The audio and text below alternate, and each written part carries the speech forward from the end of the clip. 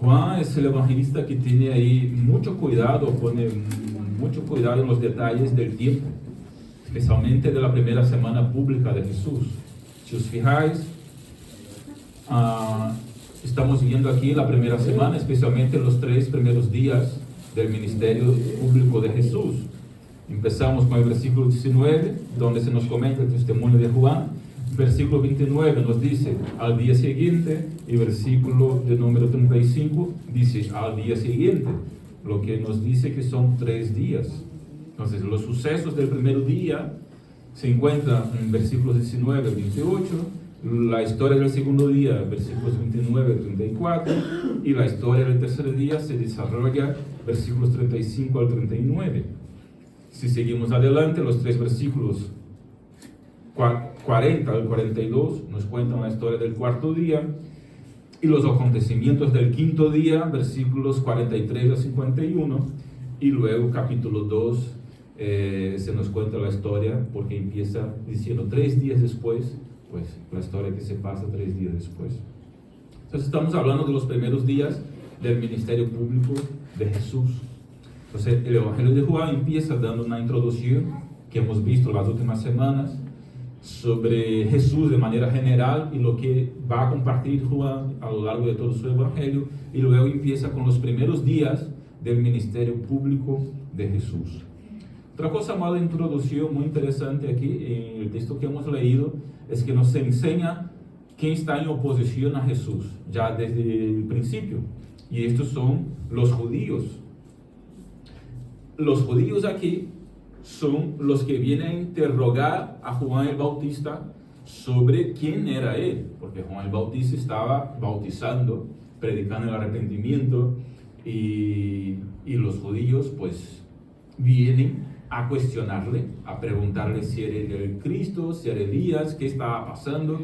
Y aquí cuando se refiere a los judíos, son especialmente el liderazgo judío, los fariseos, los saduceos, la gente del Sanedrín, conocido en aquella época como el liderazgo, los que estaban en la cabeza del pueblo judío. Y si nos fijamos en todo el Evangelio de Juan, realmente los judíos, es decir, este Sanedrín, este liderazgo, son los que están en oposición a lo que Jesús está haciendo en su ministerio.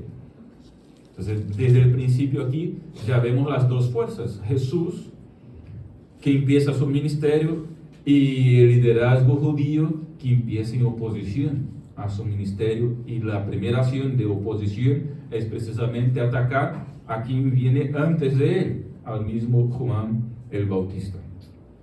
Entonces, aquí el Evangelio de Juan nos cuenta precisamente la exhibición de Dios en Jesucristo, pero en paralelo corre la trágica historia de su rechazo por parte del pueblo a quien él vino a predicar en primer lugar. De hecho, el versículo 12, que ya hemos estudiado, nos dice que el versículo 11 y 12 del capítulo 1, que vino a los que eran suyos, pero los suyos no le recibieron. Y está hablando precisamente de esta casta superior judía, que ahora una vez más está aquí, o mejor dicho, que aquí empieza su oposición en la práctica a lo que vino a hacer Jesús. Otra cosa, otro detalle del texto que hemos leído, es que a veces no nos fijamos, pero se le da a Jesús aquí diversos atributos, o títulos, o nombres. Versículo 29, Cordero de Dios. Versículo 38 y 49, Rabí, que significa maestro. Versículo 41, Mesías. Versículo 34 y 49, el Hijo de Dios. Y si nos vamos al versículo 49, Rey de Israel. Versículo 51, Hijo del Hombre. Versículo 45, Hijo de José, el de Nazaret. De ahí conocemos Jesús el Nazareno. Entonces, títulos ahí atribuidos a Jesús, los cuales vamos a ver también a lo largo de todo el Evangelio de Juan. Pero el tema principal del texto que hemos leído es el testimonio de Juan el Bautista. Hablamos de la importancia que da Juan el evangelista al testimonio en todo su evangelio, ¿no? que la palabra testimonio, el término testimonio y los que testifican de Jesús son un fundamento muy importante para que uno crea en Jesús, y ya hemos visto sobre eso, pero ahora empieza el primer testimonio que Juan, el evangelista, va a enfatizar en su evangelio, y este testimonio es el testimonio del que vino antes de Jesús, preparándole el camino, el testimonio de Juan el Bautista. Así que en 3 días seguidos vemos que Juan el Bautista da su testimonio a 3 distintos auditorios, o a 3 tipos de personas diferentes, ¿no? Primero, vemos el testimonio de Juan el Bautista a esta comitiva enviada por el Sanedrín, los judíos, ¿no? El liderazgo judío. Después, el segundo día, a una gente que no está muy bien identificada, pero Juan dice: este es el Cordero de Dios que quita el pecado del mundo. Empieza el segundo día de esta manera, testificando Juan a los que estaban a su alrededor sobre esto. Y el tercer día vemos el testimonio de Juan el Bautista a sus mismos discípulos, que ya dejan de seguirle para empezar a seguir a Jesús. ¿Y por qué dejan de seguir a Juan el Bautista para empezar a seguir a Jesús? Porque Juan el Bautista da testimonio de quién es Jesús, y estos obviamente dejan a Juan el Bautista para seguir el más importante, a Jesús. Entonces, me gustaría compartir con vosotros, y si queréis acompañarme, pues en estos 3 días de testimonio de Juan el Bautista sobre quién fue Jesús.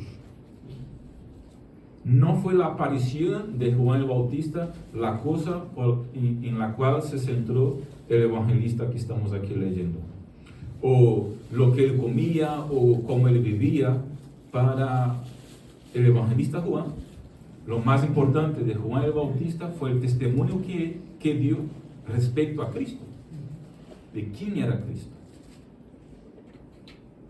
Así que lo primero que vemos está en los versículos 19 al 28.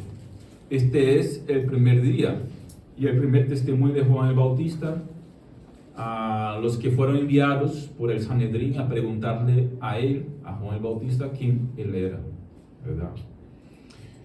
Y podemos poner el título aquí a este punto o al testimonio de Juan el Bautista en este día, de el Mesías está aquí. Juan el Bautista vino con el propósito de preparar el camino para que Jesús llegara y pudiera compartir su mensaje. Entonces Juan el Bautista es el último profeta, al estilo de los profetas del Antiguo Testamento, que vienen a predicar sobre Jesús, a profetizar sobre Jesús, y Juan el Bautista, en este caso especial, pues preparar definitivamente o últimamente el camino para el Mesías que venía, ¿no? Entonces, en este primer testimonio aquí, o en este primer día, lo que vemos Juan el Bautista enseñar y decir es: el Mesías ya ha llegado, el Mesías está aquí. Yo vine como preparando el camino, pero Él ya está entre nosotros. Viene uno que es superior a mí porque es antes de mí. Se refería obviamente al Mesías que venía encarnado, pero ya existía desde la eternidad, como hemos visto en el capítulo 1, versículo 1. ¿Y por qué es importante Juan el Bautista hablar sobre eso? Porque había gente en su época que pensaba que Juan el Bautista era el Mesías, o incluso era un tipo de Elías reencarnado, ¿no? Un tipo de profeta del Antiguo Testamento reencarnado, lo que venía a ser una locura. Y empezaban incluso a dar a Juan el Bautista un estatus que él jamás tuvo. Por eso la comitiva para preguntarle quién era él, ¿no? Y Juan el Bautista es claro decir: no, yo no soy el Cristo. Definitivamente, versículo 20, confesó y no negó: yo no soy el Cristo, de ninguna manera soy el Cristo. Entonces, no es a mí que estáis esperando. Y también confesó: yo tampoco soy Elías, no soy ningún profeta reencarnado ni nada de eso. Entonces, ¿quién eres? ¿Qué dices de ti mismo? Y Juan el Bautista simplemente lo dice, versículo 23, yo soy el cumplimiento de la profecía de Isaías. Yo soy la voz que clama en el desierto, preparad el camino, enderezad vuestro camino, porque viene el Mesías detrás de mí. Entonces, este es lo principal que vemos aquí en este primer día. Entonces, el primer énfasis del testimonio de Juan el Bautista era simple, pero urgente. Preparen sus corazones, porque el Mesías está entre nosotros. Ya viene, ya está aquí. Dice Juan el Bautista, no somos dignos de su presencia, somos pecadores, pero le agradó a él derramar sobre nosotros su gracia maravillosa, y está aquí entre nosotros. Entonces la profecía de Isaías de hacía 600 años se estaba cumpliendo. Se debía preparar el camino para la venida del Mesías, y tal venida no sería económica, militar o política. La siguiente conversación que vamos a ver demuestra que habría una liberación y un reino que serían profundamente espirituales y no políticos. Los judíos esperaban que el Mesías tomara el trono del Imperio Romano, pero lo que está diciendo el evangelista Juan es que Jesús viene y trae un reino espiritual. Así que si nos fijamos bien, hay un contraste entre la expectativa de la delegación del Sanedrín de los judíos con la realidad de Cristo. Ellos buscaban un libertador político, Juan presentaba un rey espiritual. La palabra clave aquí en estos versículos es preparación, enderezar el camino. Y esto implica quitar los obstáculos del corazón. Era lo que Juan pretendía con su predicación, que el orgullo del pueblo cayera, que la religiosidad cayera, que se quitara obstáculos para la llegada del Mesías al pueblo. Es lo que a menudo tenemos que hacer también. Es lo que a menudo la predicación de la palabra hace. Va quitando de dentro de nuestros corazones los obstáculos para recibir a Jesús. El orgullo, la religiosidad, la tradición, la vanidad, el pecado. Si el Espíritu trabaja en tu corazón para hacer caer estos obstáculos, es porque está preparándote para recibir el Mesías en tu vida. Amén. Lo que al final se queda claro es que el Mesías no vino a cambiar el gobierno de Roma, vino a gobernar el corazón del hombre. Amén. Y este es el propósito, aún el día de hoy, quiere gobernar nuestros corazones. Pero en el segundo día, que empieza desde el versículo 29, dice, al día siguiente, Juan vio a Jesús que se acercaba a él. Y aquí empieza el segundo día de testimonio de Juan el Bautista. Y podríamos llamar ese segundo día de el Cordero de Dios está aquí. El Cordero de Dios está aquí. Porque dice el versículo 29, este es el Cordero de Dios que quita el pecado del mundo. Dice el versículo 31 que Juan bautiza en las aguas para que Cristo pueda revelarse. Versículos 32 a 34, que el Espíritu Santo es uno con Cristo, porque la paloma que representa al Espíritu baja y permanece sobre Jesús. Y Juan el Bautista, aunque era primo de Jesús en la carne, dice el versículo 31 y 33, que Juan el Bautista no le conocía a Jesús. Entonces, ¿cómo que no le conocía si era primo suyo? Esto significa que Juan el Bautista no lo reconoció como el Mesías por los lazos familiares que tenía con él, sino por una señal del cielo. El Espíritu Santo lo reveló. Amén. Precisamente es esto lo que menciona el versículo 31, 33 al 34. Cuando Juan el Bautista se da cuenta que el Espíritu permanece sobre Jesús, Juan el Bautista sabe que este es el Mesías, que este es el Cordero de Dios, que este es el Hijo de Dios que vino a quitar el pecado del mundo. Y este es el testimonio de Juan el Bautista, versículo 34. Yo lo he visto y testifico que este es el Hijo de Dios. Así que su testimonio es seguro, fiable. No tiene dudas Juan el Bautista, por la revelación del Espíritu Santo, que este es el Mesías. Así que la conclusión es lógica. Yo le vi y he dado testimonio, este es el Hijo de Dios. Así que el Cordero de Dios no es un mártir humano desvalido, es el Hijo de Dios encarnado. Amém. El sacrificio de Jesús tiene valor infinito y eterno porque Él se entrega. Por el que se entrega, Jesús es infinito y eterno.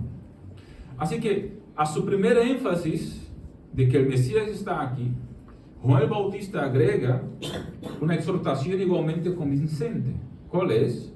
Reconocerlo por lo que Él es, el Hijo de Dios, el Mesías, el Cordero del supremo sacrificio de Dios por todo el mundo.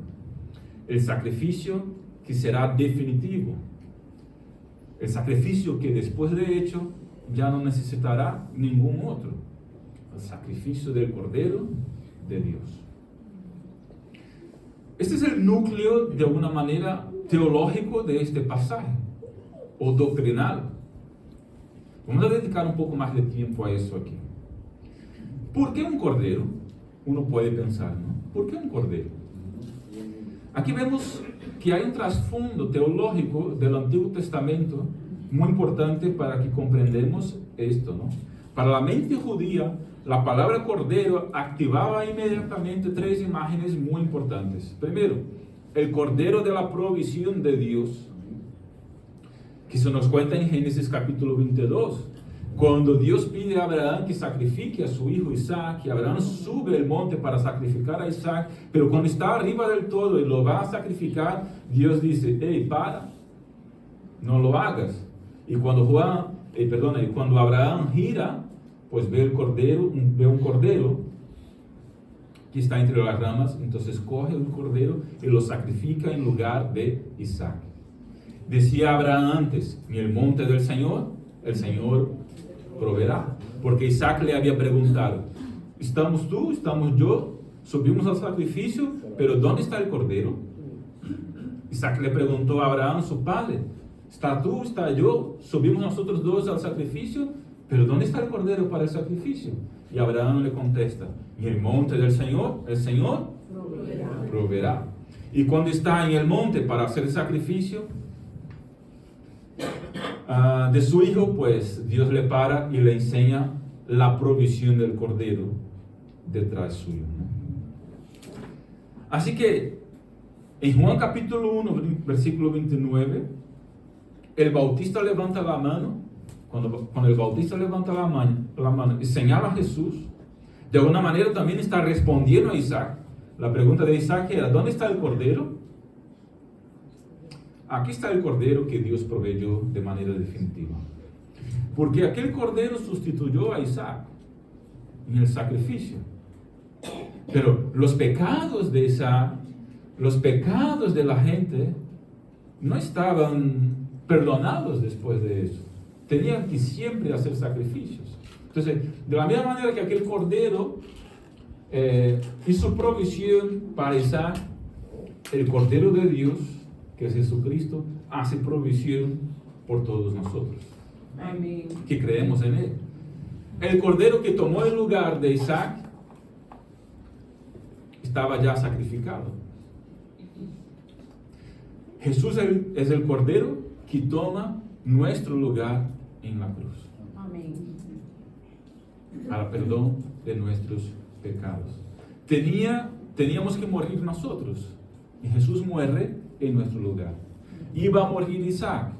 El Cordero murió en su lugar. Íbamos a morir nosotros. El Cordero de Dios murió de manera definitiva en nuestro lugar. Eso es lo que quiso decir Juan al decir, he aquí el Cordero de Dios que quita. Pero la segunda imagen le venía a la mente de los judíos cuando pensaban en un cordero, y era el Cordero de la Pascua. En Éxodo capítulo 12, se nos cuenta la historia de cómo el pueblo salía de Egipto hacia la tierra prometida. Y después de 9 plagas, la 10ª plaga fue la muerte de los primogénitos de todo Egipto. Pero decía Dios a todo el pueblo: al que tenga un cordero muerto, sacrificado, y coma este cordero en su casa y lo cene, pero lo más importante, el que tenga la sangre del cordero sacrificado esparcida en el umbral de la puerta de su casa, el ángel de la muerte pasa y no entra en esta casa. Entonces, ¿qué hacía la sangre del cordero esparcida en la puerta de la casa de cada israelita en Egipto? Pues libraba de la muerte. La sangre del cordero libró de la muerte a los israelitas en Egipto. Entonces, esta imagen era siempre vívida en la mente de cualquier israelita, de cualquier judío de la época de Juan el Bautista. La sangre del cordero nos libra de la muerte. Amén. Cuando Juan el Bautista señala a Jesús y dice: este es el Cordero de Dios que quita el pecado del mundo, está diciendo: este es quien nos librará de la muerte, nos quitará de la esclavitud del pecado y nos llevará para la tierra prometida definitivamente. Amén. Este es el Cordero de Dios que quita el pecado del mundo. Esto es lo que estaba en la mente de los judíos. Y hay una tercera imagen que podemos pensar. La imagen de Isaías capítulo 53, versículo 7. La profecía de Isaías, que también era muy vívida en la mente de un judío, que es la imagen del Mesías sufriente. Porque dice Isaías 53, 7, que el Mesías vendría como el cordero inmolado, mudo, hacia el matadero. El Mesías sufriente que como cordero fue llevado al matadero, cargando con la iniquidad de todos nosotros. Entonces, esta es también una imagen del cordero. Y cuando dice Juan el Bautista: he aquí el Cordero de Dios que quita el pecado del mundo, está hablando de este cordero que va al matadero, es decir, que va a ser sacrificado de una manera sin quejarse, aceptando este sacrificio de manera voluntaria incluso, y sufriendo.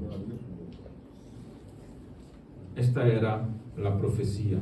Y ahora, hay otros 2 detalles aquí en ese versículo 29, porque dice que quita el pecado del mundo. El pecado, fijaros que no está en plural, está en singular. Así que notemos aquí el texto en ese sentido, que no se refiere a las malas acciones individuales de cada uno de nosotros, sino que Juan Bautista se está refiriendo a la raíz del problema. Amén. No los pecados todos que cometemos, sino a la condición caída de la humanidad, Amén. que proviene del pecado original. Cuando Juan Bautista dice: he aquí el Cordero de Dios que quita el pecado, está hablando de la condición caída que tenemos nosotros. Nacemos con una naturaleza pecaminosa, una tendencia hacia el pecado, un mal que ya está en nosotros. Y cuando Juan el Bautista señala a Jesús y dice: el Cordero de Dios está aquí y Él quita el pecado del mundo, está diciendo: Él no te va a perdonar 1, 2 o 3 pecados solamente. Él va a quitar de ti esta condición, te va a dar libertad. Amén. Va a perdonar tu pecado original, es decir, el pecado original de la humanidad. Y por esa razón podremos tener salvación. Amén. Y otra cosa que vemos aquí, quita. Y aquí el Cordero de Dios que quita el pecado del mundo. Tiempo presente. No quitó, no quitará. Que quita un presente continuo. Es la idea en el original. Entonces, aquí es la idea de quitar, significa cargar sobre sí para remover algo. Está en un presente continuo. Existe esto en español, ¿verdad? La idea de presente que continúa. que no termina, que está siempre ocurriendo. Esto significa que el sacrificio de Jesús es continuo en un sentido que es permanente, eficaz y permanente. Es decir, que vale para el momento que fue hecho y continúa valiendo cada día posteriormente, cada día después, hasta el día de hoy, que vale para siempre. Amén. Es un presente que ocurre o que ocurrió en aquel momento y que continúa valiendo después de eso, hasta el día de hoy y hasta mañana y hasta cuando Él regrese. Esta idea del que quita, de manera que su sangre tiene el mismo poder ayer, hoy y para siempre. Amén. Su sangre derramada en la cruz tenía el poder para liberar a los que estaban en su momento, en su tiempo viviendo, y los que a 1000 años después también, y hasta el día de hoy. De manera que si tú crees en Jesús hoy mismo, Él te perdona los pecados porque su sangre tiene poder eterno. Así que, ¿cuál es la aplicación que vemos de este segundo punto? En el templo de Jerusalén, los sacerdotes sacrificaban miles de corderos cada año. Miles. Cada año había miles de corderos siendo sacrificados para perdón de los pecados de la gente. Mañana tras mañana, tarde tras tarde, la sangre corría. Pero esos sacrificios tenían un problema. ¿Cuál era el problema? Tenían que repetirse una y otra vez. Nunca podían quitar el pecado permanentemente. Solo lo cubrían temporalmente. Era como pagar el mínimo de una tarjeta de crédito. ¿Quién tiene tarjeta de crédito? Unos pocos, no es muy común, ¿no? Por aquí. ¿Sabéis lo que es el mínimo de la tarjeta de crédito? ¿Sabéis lo que es? Tú pagas el mínimo, pero la deuda permanece. Y más, no es que solo permanece, va aumentando. Pues esto era lo que hacían los sacrificios anteriormente. Pagaban el mínimo, la deuda permanecía y como seguíamos pecando, pues seguía aumentando. No pagues el mínimo de la tarjeta de crédito. Esa es una regla básica de economía, ¿vale? No pagues el mínimo de la tarjeta de crédito porque te vas a endeudar. Lo que pasa es que nosotros estamos ya endeudados espiritualmente. Ya no había manera. Cuando Jesús aparece en el Jordán, Juan dice, se acabaron las repeticiones. Jesús no va a pagar el mínimo. Jesús va a pagar la deuda por completo. Lo va a hacer de una vez por siempre. ¿Ya has terminado de pagar una deuda grande? ¿Ya has tenido una deuda grande y has terminado de pagar? ¿Qué sientes en este momento que pagas la última? Alivio. Gracias Dios. Tienes pagando un coche 4 años, ¿verdad? O 3, o 6. Y de pronto llega el último mes. Y pagas el último mes, te descuentan de la cuenta el último mes. Y si, ostras, el mes que viene ya no tengo que pagar eso. Gloria a Dios. No pienses en la siguiente deuda, pues disfruta un tiempo sin deuda, por favor. Y si no tienes coche ya, tienes que pagarlo encima. ¿Entiendes un poco lo que significa alivio? ¿Entiendes un poco lo que significa tener la carga dejada? Eso es lo que hace Jesús en nuestra alma. Cuando creemos en Él, cuando nos arrepentimos de nuestro pecado, una deuda del pecado que traemos en la espalda y que carga en nuestra alma, Él simplemente la toma y nos alivia por completo, de una vez por siempre. Y ya no hay más que hacer sacrificios porque Él la toma por entero. Eso es lo que quiere decir Jesús cuando dice, mi yugo es suave y mi carga leve. Porque alivia el alma cuando quita el pecado de nuestras almas. Así que, queridos, el saldo está en 0. para el que cree en el sacrificio de Jesús. Amén. Tercer día, tercer punto y último, versículos 35 al 42. Lo vamos a llamar, hay que seguirlo. El tercer énfasis de Juan se sigue lógicamente de los dos primeros. Puesto que el Mesías, el Hijo de Dios, el Cordero de Dios está aquí, la única respuesta apropiada, ¿cuál es? Pues hay que seguirlo. No hay otra cosa que hacer. Este es el clímax práctico del pasaje que aquí estamos leyendo. El éxito del ministerio de Juan el Bautista se demuestra cuando sus propios discípulos lo dejan para seguir a Jesús. Amén. Versículo 37. El impacto del testimonio de Juan el Bautista es tal que produce un movimiento de búsqueda en el corazón de sus discípulos. Versículo 38. ¿Qué buscáis? Y una reacción en cadena de multiplicación. Después que se encuentran a Jesús, Andrés, que era uno de los discípulos que ahora siguen a Jesús, dice el versículo 41, que busca a su hermano Simón Pedro. Porque claro, escuchó el testimonio de Juan el Bautista, estuvo con Jesús y se dio cuenta que era verdad lo que decía Juan el Bautista. Y ahora es verdad no solo porque lo escucha, sino porque lo ha visto. La siguiente reacción de Andrés es ¿cuál?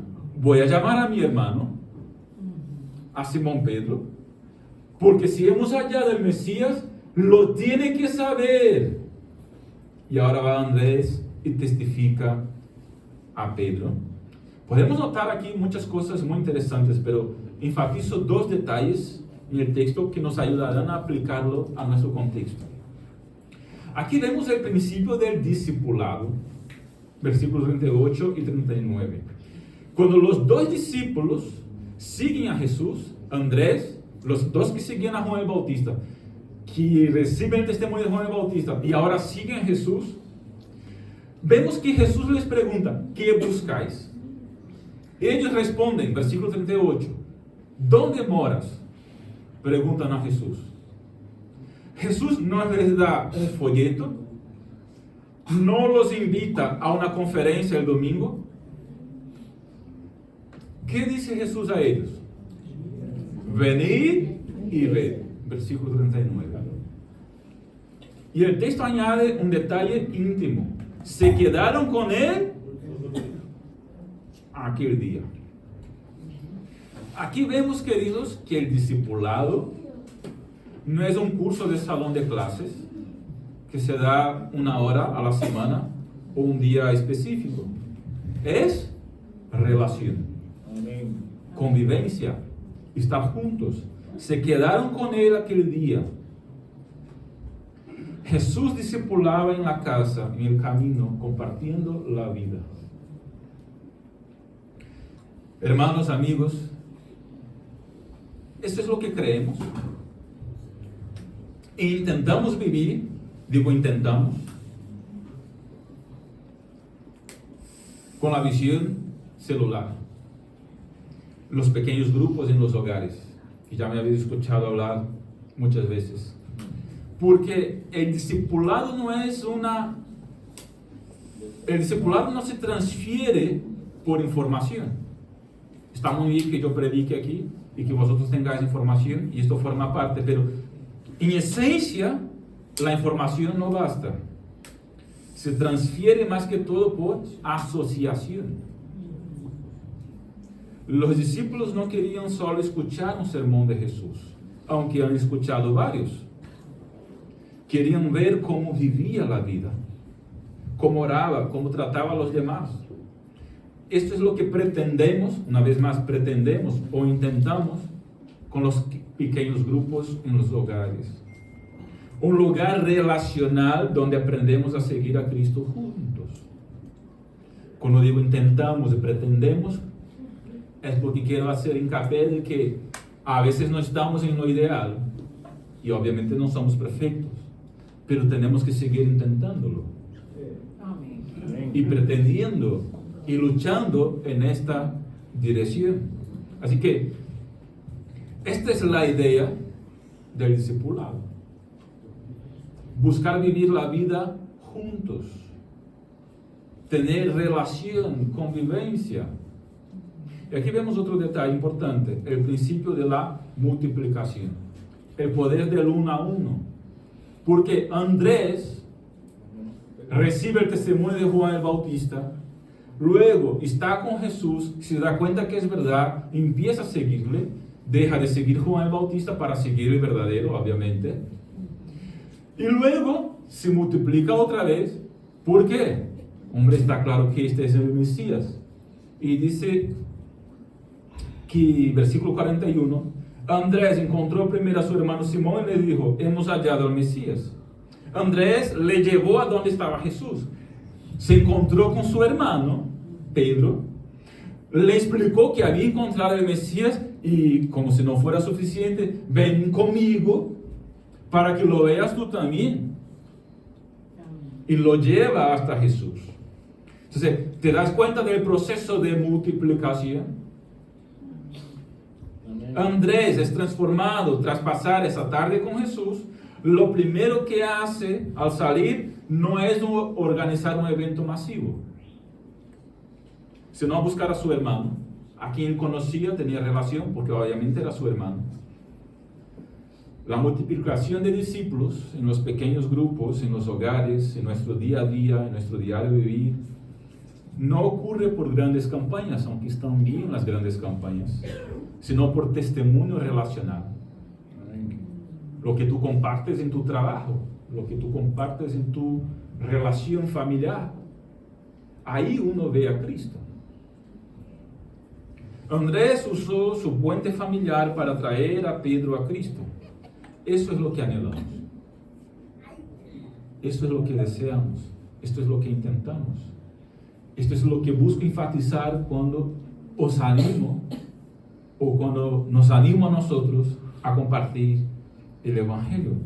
Andrés no tenía la teología y la elocuencia de Juan el Bautista. No sabía Andrés predicar como Juan el Bautista, pero tenía un testimonio fresco y poderoso. Había acabado de encontrar el Mesías. La multiplicación ocurre cuando Andrés, entusiasmado, encuentra a un Simón y le dice, tienes que conocer a quien yo conocí. Tienes que encontrar esta misma persona que la he encontrado yo. Y que ha producido en mí este alivio del alma. Que me ha dado el perdón. Que ha quitado de mí el pecado. De manera que, queridos, si tú ya encontraste al Cordero, tu responsabilidad es ir por tu Simón. ¿Me entendéis? Así que no me enrollo más. Hemos caminado a lo largo de 3 días aquí. Hemos caminado aquí a lo largo de 3 días cruciales en la historia de la redención, los 3 primeros días del ministerio público de Jesús. Y el primer día escuchamos el clamor urgente de Juan en el desierto. El Mesías está aquí. Preparen vuestros corazones, enderezad vuestros caminos. Y en el segundo día contemplamos de alguna manera la cumbre teológica de la revelación de Dios. Es aquí el Cordero de Dios que quita el pecado del mundo. Él es el sacrificio perfecto y eterno que no solo cubre un día, no solo cubre un pecado, 2, sino que arranca de raíz el pecado de nuestras vidas y cancela nuestra deuda para siempre. Y en el tercer día vimos la consecuencia lógica y inevitable y práctica para los 2 primeros discípulos de Juan el Bautista que empiezan a seguir a Jesús. Hay que seguirlo. Hay que seguirlo. Un testimonio que de alguna manera incendió la chispa del discipulado relacional y de la multiplicación en hogares que hoy inspira a nuestra misión. ¿Cuál es el desafío final para nosotros? La historia de la iglesia, queridos, no comenzó en un gran templo, sino en el caminar diario, día a día, de persona a persona, de un Andrés con Simón, de un Juan el Bautista con sus discípulos. Juan señaló a Jesús, Andrés escuchó, pasó una tarde con el maestro, Andrés fue corriendo a buscar su hermano, y Jesús transformó a ese pecador en estal, que era Simón Pedro, en una roca para su iglesia. De una manera, el cristianismo es una reacción en cadena de multiplicación, de gracia y salvación. Alguien un día te predicó a ti, te invitó a alguna reunión, a algún grupo, compartió su testimonio contigo, abrió su Biblia para mostrarte el Cordero, tú lo has visto, tú lo has conocido. Hoy la pregunta para nosotros es, ¿dónde está esta próxima persona de la cadena? ¿Dónde está tu Simón? ¿En quién va a continuar esta cadena a través de ti? ¿Me explico mejor? Amén. No fuimos salvos para ser el punto final del amor de Dios. No estamos salvados, no se nos ha quitado el pecado para que fuéramos el punto final del amor de Dios. Esto hay que seguir multiplicándose. Amén. Un discipulado que no se comparte se estanca. Así que tengo dos desafíos. Para el que está aquí y todavía siente que carga con su culpa, porque nos escucha diciendo y predicando el texto y escuchando a Juan diciendo, este es el Cordero de Dios que quita el pecado del mundo, y todavía en tu alma, en tu corazón sientes que lleva una carga que no la puedes soportar. Si hoy estás aquí cargando con el peso de tus errores y del pecado, yo te invito a mirar al Cordero. Amén. A mirar al Cordero que quita el pecado del mundo. Deja de intentar pagar una deuda por ti mismo. Buscar por tus propias fuerzas, por hacer cosas, alivio para tu alma. El alivio llegará a tu alma cuando tú te rindas a Jesucristo de Nazaret, Amén. al Cordero de Dios que quita tu deuda de una vez por siempre. Esa salvación está disponible para ti en esta mañana. Amén. Basta arrepentirte de tus pecados y creer en lo que hizo Cristo por ti. Y para ti, querido hermano, Iglesia del Señor, os digo una vez más, el campo está blanco para la siega. Dios te ha puesto en una familia, Dios te ha puesto en un trabajo, en un vecindario, Dios te ha puesto en algún lugar. Dios tiene un propósito. Ponle nombre y rostro en este momento a tu Simón. Ponle nombre y rostro a esta persona de tu círculo de relación, a quien tienes que compartir. He encontrado el Mesías. Amén. Pastor, no sabes tú cuántas veces lo he dicho ya a algunas personas de mi círculo de relación. Dilo otra vez. Invito otra vez a ver qué sucede. De pronto puede suceder algo inesperado, porque Dios es un Dios de milagros, de maravillas. Este año estamos para bautizar 8 personas. Gloria a Dios. Están aquí entre nosotros algunas de ellas. ¿Eh? Gloria a Dios. Gente aquí del pueblo, ¿eh? Y del pueblo de Lucena también. De pronto ocurre algo maravilloso que tú no esperas. ¿Por qué esta gente va a ser bautizada? Porque de una manera han escuchado, alguien le ha compartido. Bueno, el caso de Antonio ahí al fondo es un caso excepcional, porque vino así, sin ninguna relación previa, ¿no? Este sí es un caso excepcional, porque nos escuchaba por internet. Fijaros, la importancia de transmitir los cultos. Pero todos los demás que por algún contacto ha venido. por algún tipo de relación cercana, ha aparecido. Un amigo, un familiar, un vecino, alguien de trabajo.